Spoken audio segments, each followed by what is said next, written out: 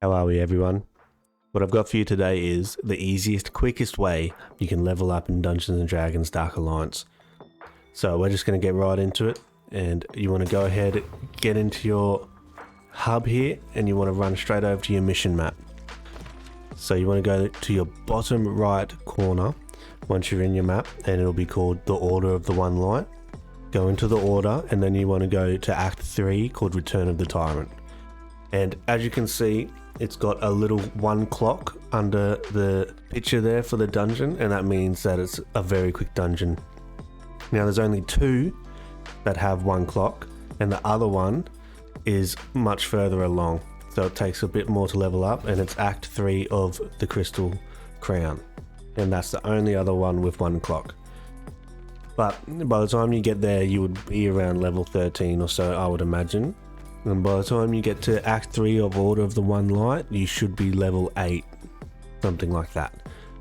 So once you're here, you go into it and you pick whichever one you want. It's also worth noting, if you've unlocked this with your main character and you want to level up another character, you will have this unlocked straight away and you can just go straight to it and start an adventure.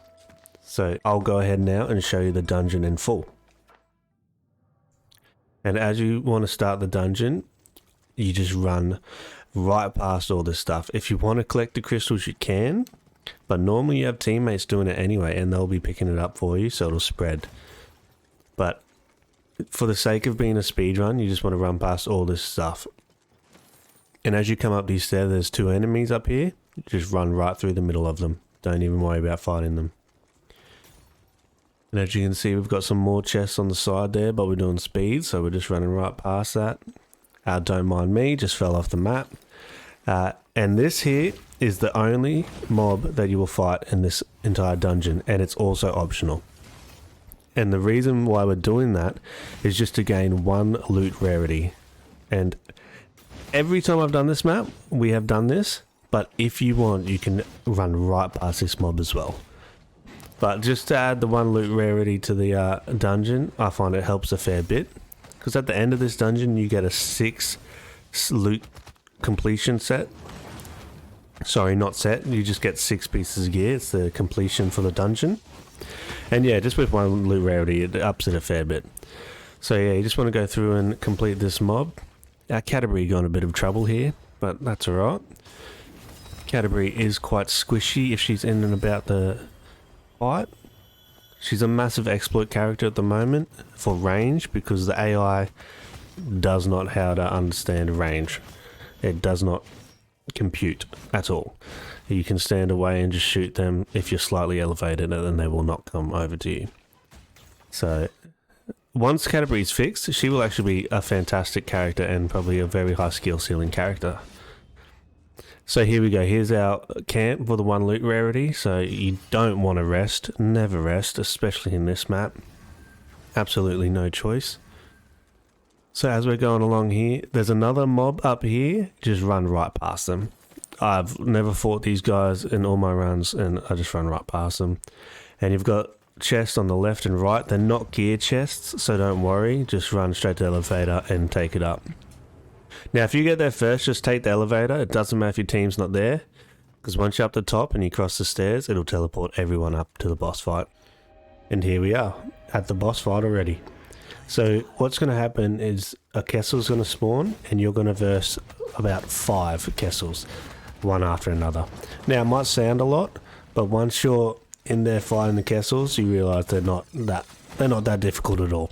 It's very, very quite simple. If anything, the 4th Kessel I find is always the most difficult, which is quite odd, but he always seems to put up the best fight. There's also quite an exploit on this map as well, even with it being so fast.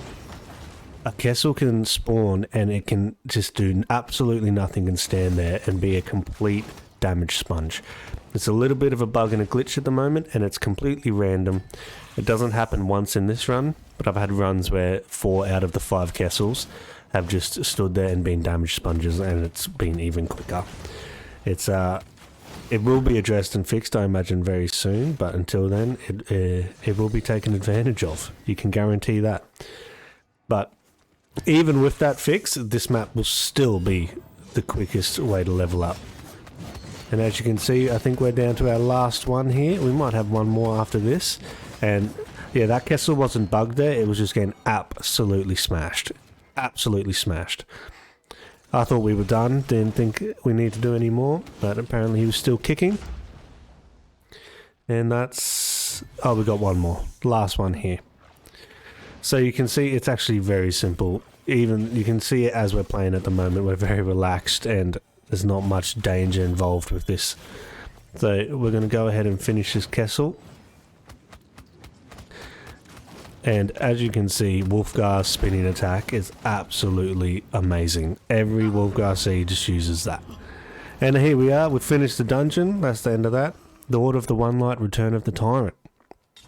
As we go through, it was that fast.